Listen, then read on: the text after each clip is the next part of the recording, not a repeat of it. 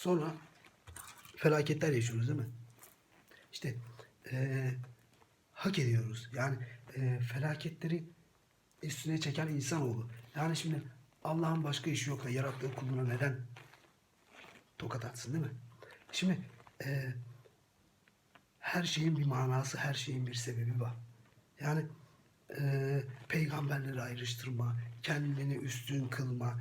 Peki bu uğurda neler yaptık? Yani neler yapıyoruz? Bunları bir kavrayalım, bunları bir süzgeçten geçirelim. Bize nelere mal olur? E, Yani sizin kendinize göre hesaplarınız olabilir. Benim de kendime göre hesaplarım olabilir. Ama son söz Allah'ındır. Yani kavrayın bunu.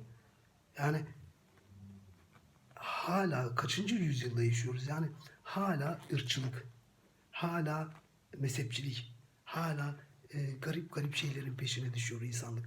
Ya bizim şurada yapmamız gereken gerçek, yani hepimiz, birçoğumuz eğitim görmüş insanlarız.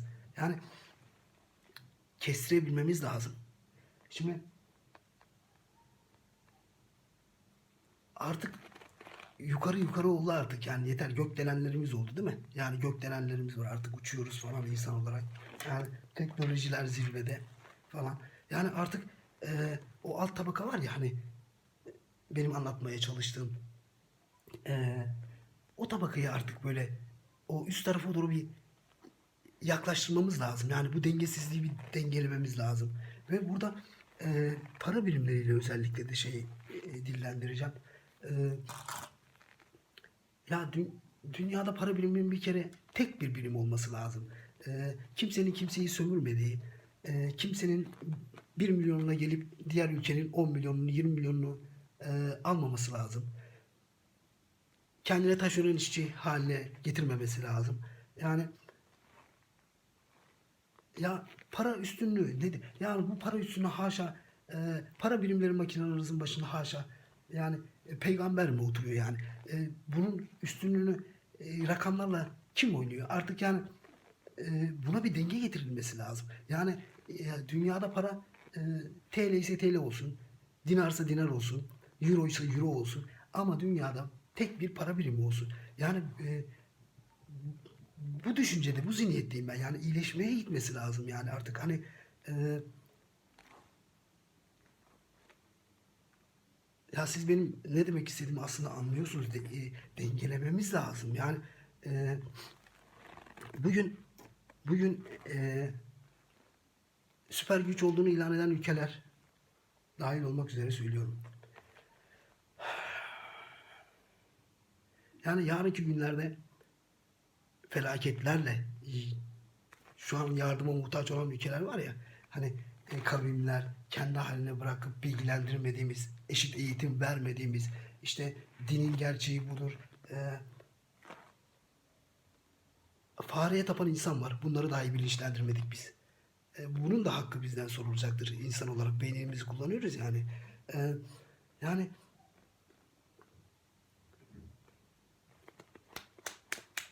doğru bir tanedir. Yani o doğrunun çizgimizin böyle olmaması lazım. Düz bir çizgimizin olması lazım diye düşünüyorum.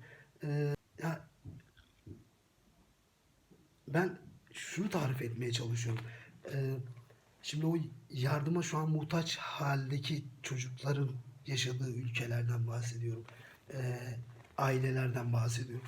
Ee, Yarınki günlerde dediğim gibi süper güç olduğunu ilan eden ülkeler dahi oradaki insanlardan bile yardım dilenecek hale gelebilirler.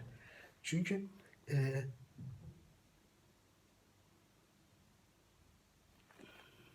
Allah'ın felaketi bitmez. Yani bakış açımıza, yaşam stilimize müdahale ettiklerimize, yapmak istediklerimize biraz e, dikkat etmemiz gerekiyor insanlık olarak. Yani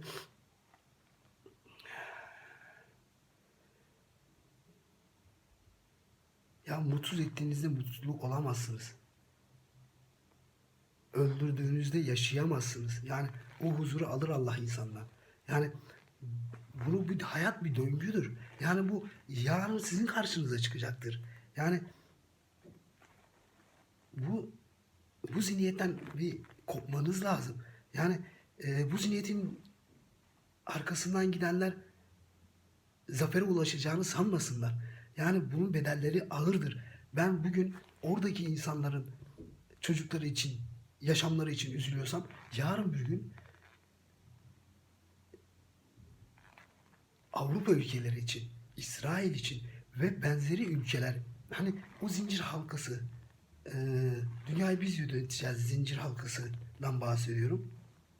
Yarınki günlerde sizin çocuklarınız için, sizin için de üzüleceğim. Üzülmek istemiyorum. Yani üzülebilirim. En doğrusunu Allah bilir. Yani felaketler, ya ahir zaman sürecini yaşıyoruz. Artık e,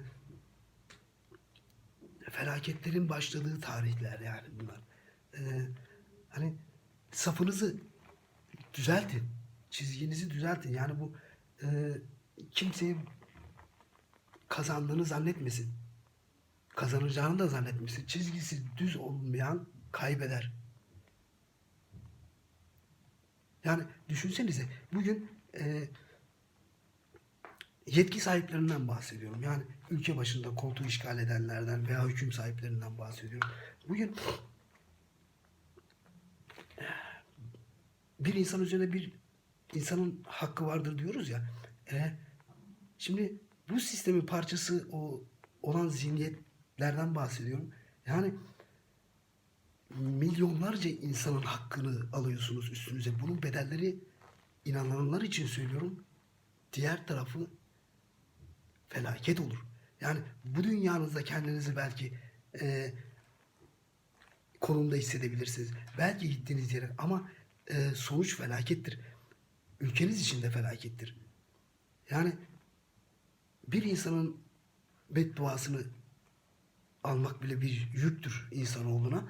Ama işte bu zihniyeti sürdüren sistemin başında olan insanlar milyonlarca insanın ağını mevalini almaktadır. Bunun bedelleri ağırdır. Çizginizi düzeltin. Yani umarım benim demek istediklerimi anlıyorsunuzdur, kavrayabiliyorsunuzdur. Dediğim gibi ben burada kendi çıkarlarım doğrultusunda konuşmuyorum. Yani benim böyle bir beklentim yok.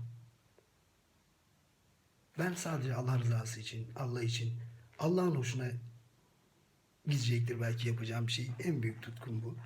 Bunun için yapıyorum. Ve insanların artık zarar görmemesi için yapıyorum. Bu senin için de, izleyen için, senin için de, senin çocuğun için de belki de güzel bir şey yapmışımdır. Yapıyorum da inşallah. Hani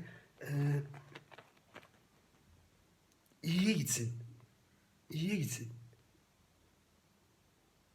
Bu beni nereye götürür bilmiyorum, bu konuşma beni nereye götürür. Benim de bir kızım var. Ama benim belki de bana ceza yaptıracak bu konuşma, bilmiyorum. Ama yarın bir gün benim kızım şimdi ufakken beni anlamayabilir. Ama benim kızım büyüdüğünde şunu diyebilecek bir adam oldum ben onun gözünde diye düşünüyorum, olacağım ya da. Ya benim babam insanlık adına bir şey yapmaya çalışan bir babaydı. Peki siz çocuğunuza bunu diyebilecek misiniz? Yani çocuklar için bir şeyler yapın. Yani kendi çocuğunuzun dışında. Ya bir çocuğun, benim burada kendi çocuğuma yanmamın bir değeri kıymeti yok. Bir başkasının çocuğuna, ben senin çocuğuna yanmazsam, senin çocuğunun hayatına el atmazsam, iyi anlamdan bahsediyorum, bu beni insan yapmaz. İnsanı insan yapan,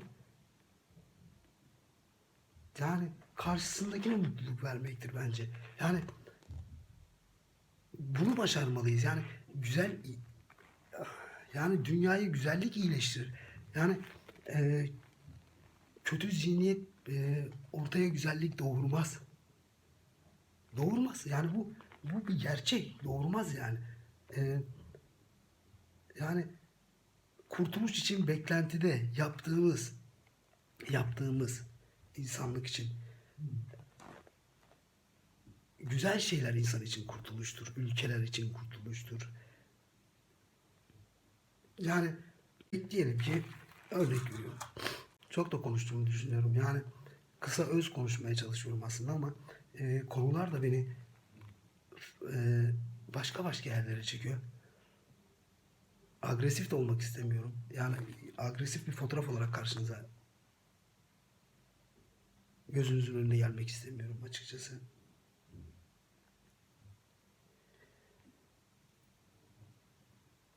Gelelim kendi ülkemize. Yani Avrupa ve Hristiyan alemi belki de e, benim neyi anlatmaya çalıştığımı umarım kavrarsınız. İnşallah iyileşmeye gider. Yani Allah bu düzensizliğe düzen getirsin ama e, düzeltecek olan el bizlerin elidir.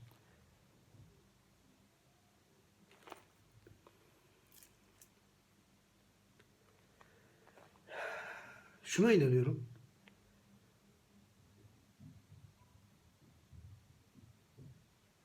Bu uğurda iyileşmeye gittiğimizde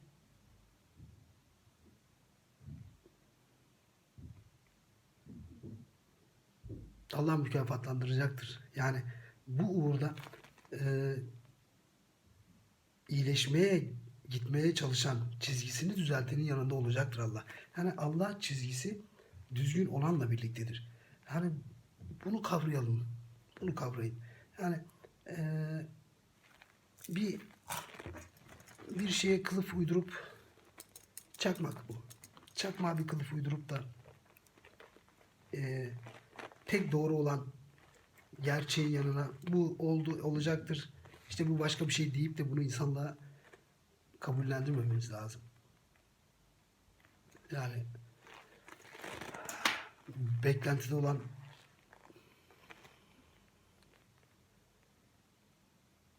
kurtarıcı da bunun bilincindedir. Haşa, Allah da kör sağır dilsiz değildir. Yani eee, noktalı virgülle anlatmaya çalışıyorum.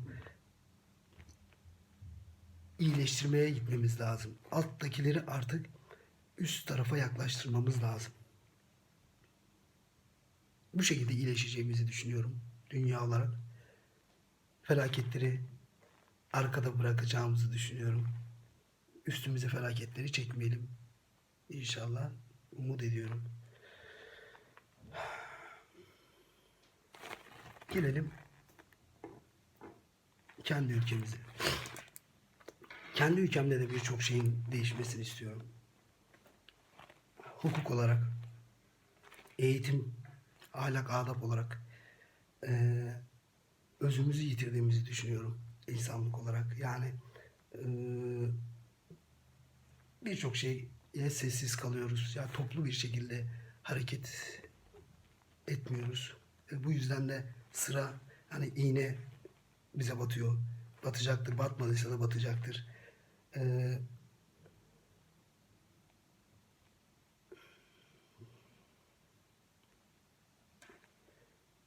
ülkedeki siyasi sistemin değişmesini öngörüyorum ben. Benim görüşümde şöyle olmalı. Tek bir insan rejimi, tek bir şahıs karakterin e, yapısıyla yönetilmemelidir.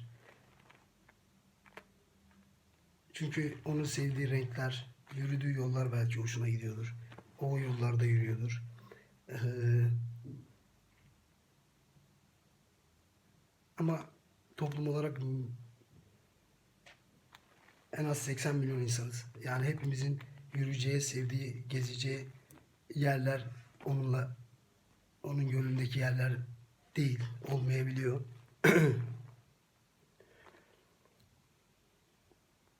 Ben şu sisteme geçilmesini öngörüyorum. Ülkem için söylüyorum. Yani 80 82 milletiz zannedersem.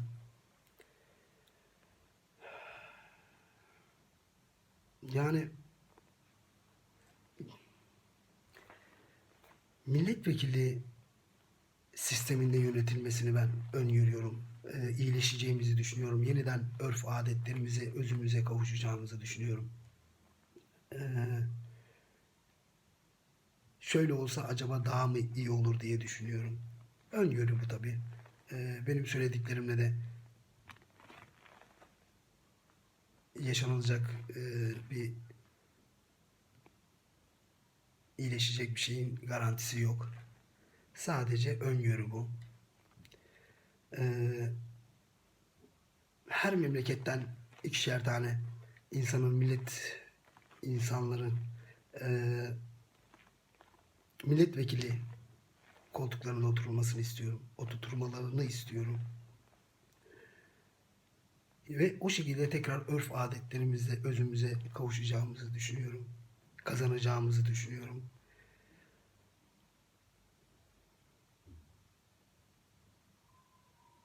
Ve ülkemizde şunun eksiklikleri görüyorum. Yani bizde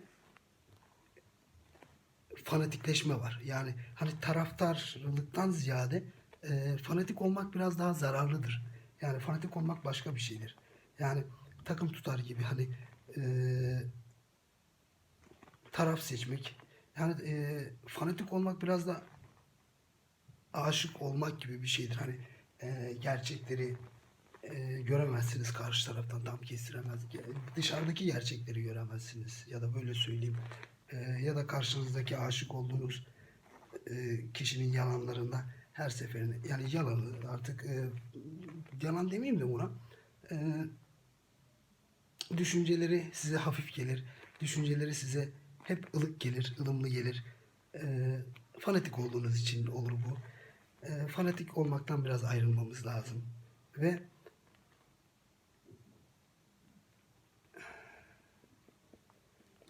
seminerlerin de düzenlenmesini istiyorum ben ülkede yani öngörüyorum daha doğrusu.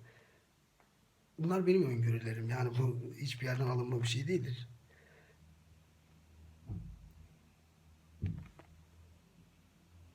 Eğitim, ahlak, diksiyon anlamında insanların bir e, seminerlere katılmasını düşünüyorum. Yani bir yaygara, bir tartışma, bir omuz omuza değmede insanların birbirine e, ilk iletişim halini bir iyileştirmesi lazım. E, Hoşgörüyle, ahlakla biraz yaklaşmamız lazım. Şeyimiz var yani eğitim eksikliğimiz var. Bunu kendimi katarak da söylüyorum. Yani eğitim, eşitsiz eğitim gördüğümüzle alakalı biraz da hani ahlaki olarak da eğitim okul olarak da eşitsiz geliştik, büyüdük. Agresif yanımızda biraz bu yönden olsa gerek. Ama iyileşeceğimizi düşünüyorum.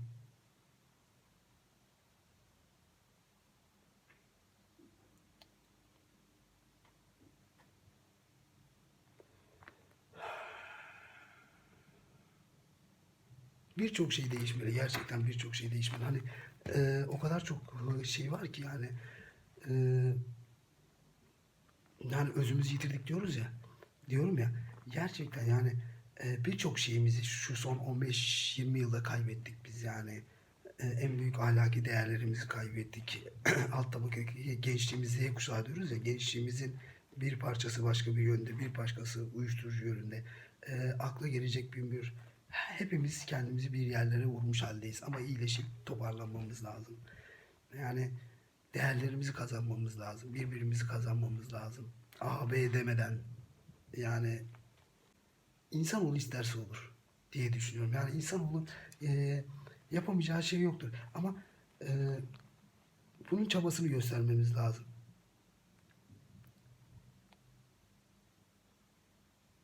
Fikir alışverişi yaparak, empati yaparak. Yani e,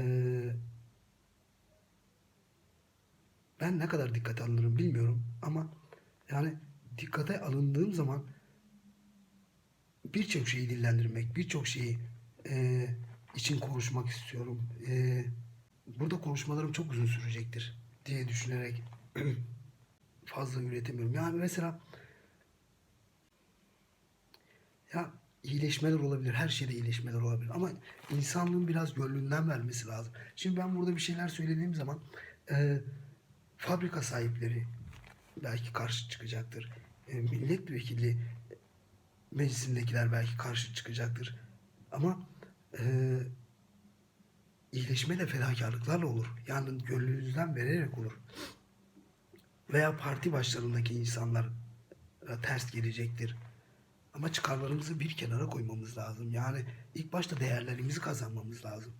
Yani hepimiz lafa gelince iyiyiz. Hepimiz iyileştirmeye çalışıyoruz. Ama şimdi biz toplum olarak yani partiselleşmezden ziyade toplum olarak bir araya gelirsek şayet yani o zaman iyileşme olur. Hepimiz birbirimizi yani A parti, C parti, B parti yani şu kavramların artık bir hale gelmesi lazım. Bir araya gelmesi lazım.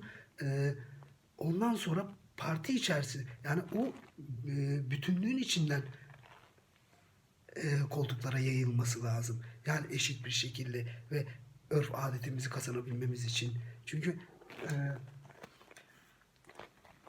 yani herkesten eşit bir kimlik çıkması lazım. Mesela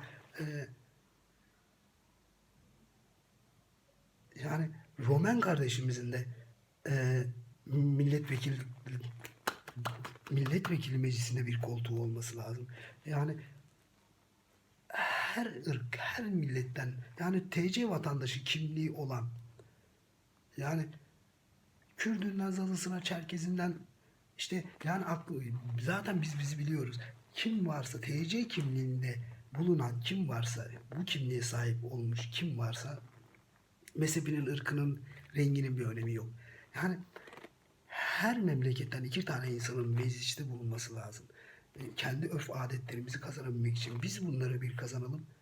Ondan sonra Allah'ın izniyle iyileşmeler olacaktır. Ama partiselleşmelerle yapmayalım bunu. Bu partilerin bir araya gelmesiyle bir şeyler oluşsun. Ondan sonra vizyon, misyon sahipleri insanlar meclis koltuklarını alsınlar, yerlerini alsınlar. Onların altında da onları takip edecek bir sistem kuralım. Yani o denetlenemezdir olayı bir kalksın ortadan. Bu denetlenemezdir olayı bir kalksın ortadan. Herkesin denetlenmesi lazım. Yani sistemin denetlenmesi lazım. Birbirimizi, güvensiz gibi değil ama e, değerlendirmelerden dolayı böyle konuşuyorum ben. İyi düşünelim, iyi olsun. Ve ben konuşmamı burada kesmek istiyorum.